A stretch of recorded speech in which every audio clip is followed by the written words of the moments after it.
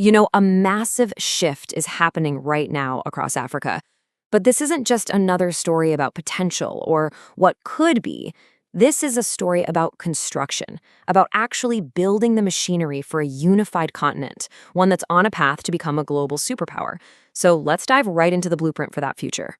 Take a look at this number, $241.7 billion. What do you think that represents? It's not profit, it's not investment, it's a loss.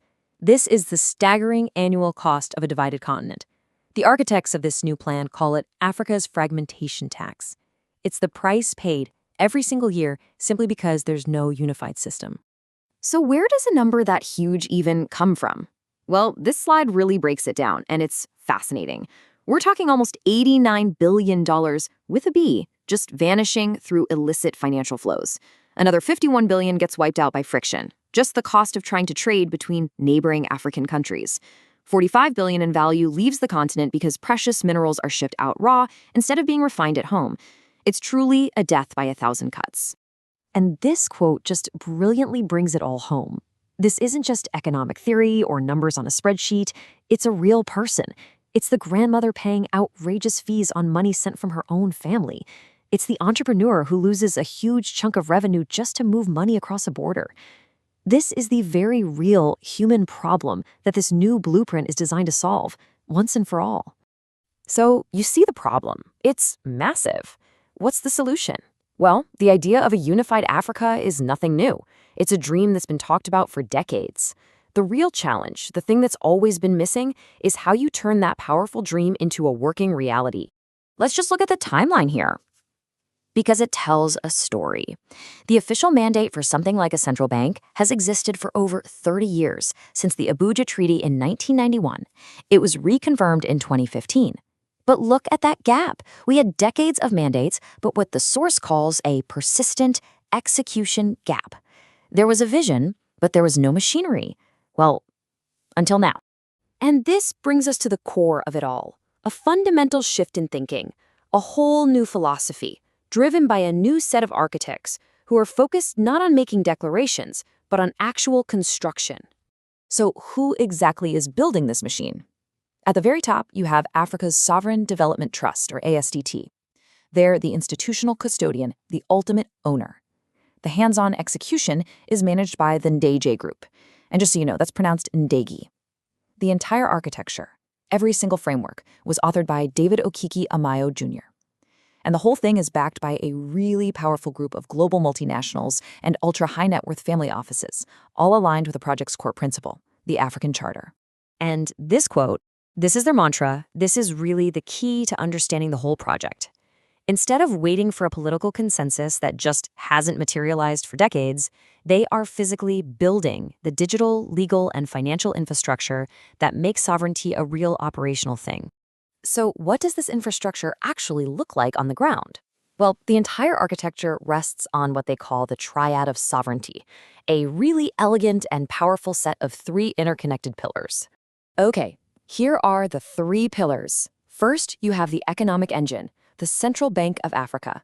Second, the digital backbone, the Omni-Gaza platform. And third, the security shield, the United African Defense Force. Let's quickly break down what each of these does. Pillar 1, the economic engine. The Central Bank of Africa is built to be the supreme monetary authority for the continent. It finally fulfills that decades-old mandate from the African Union. But here's the clever part. It achieves this not through politics, but through immutable, unchangeable financial infrastructure that creates one single economic zone. The goal? To end that fragmentation tax for good. So what gives this central bank its power? What makes it stable? This number right here, 24 trillion US dollars. That is the verified, audited value of Africa's mineral reserves. We're talking cobalt, platinum, lithium. This massive wealth provides a stable, non-inflationary, asset-backed foundation for the continent's new monetary system. Next up, Pillar 2, the digital backbone, Omni-Gaza. This is the central nervous system for the whole project. It's a sovereign, quantum-resistant blockchain. Now, that quantum-resistant part is absolutely crucial because it future-proofs the continent's entire financial system against the kind of computing threats that are just over the horizon. It's owned by ASDT, and it acts as the single unchangeable record for every single transaction. And just look at the leap forward this represents. It's incredible. Forget waiting 30 minutes for a transaction to settle, like you do on Europe's main system. OmniGaza has 2-second finality. It doesn't close for the weekend, and most critically, it cuts out external middlemen, which puts Africa in sovereign control of its own financial rails, all while saving up to 95% on transaction costs. It's a complete game changer. And listen, this isn't just an idea floating around in the cloud. This right here, this is the physical reality. You're looking at the sovereign high-performance computing infrastructure, the supercomputer that powers OmniGaza. It's completely owned by the trust, and it guarantees that Africa's most sensitive financial data stays right here on African soil. This is what true data sovereignty looks like. And that brings us to the third pillar, the security shield, the United African Defense Force. I mean, you can't build all this incredible economic and digital infrastructure without a way to protect it, right? So this is the continental security architecture designed to do just that. Provide a secure environment for trade routes, digital systems, and all the development projects that are the foundation of this new economy. Okay, so the architecture is impressive, no doubt. But how does it all become operational? Let's take a look at the actual concrete steps being taken right now to bring this entire blueprint to life. And this is not some 50-year plan. The roadmap is active as we speak. OmniGaza deployment began in 2026. By 2028, the goal is to have the Defense Force fully operational. And get this, by 2031, the plan is to have transitioned 35 nations to the new asset-backed digital currency, Ndege Money. These are real, tangible, measurable milestones. Now, here's something that I find really fascinating: their commitment to transparency. This isn't some secret project happening behind closed doors. The legal frameworks, the technical papers, all of ASDT's intellectual property, it's all published on open access academic sites like Zenodo, which is run by CERN and SSRN. The source code is on GitHub. Every single transaction will be auditable on the blockchain. This is all about building trust through radical transparency. And so it all comes back to this. This one quote really captures the entire spirit of the project. Sovereignty isn't something that's just handed to you. It's not something you can take for granted.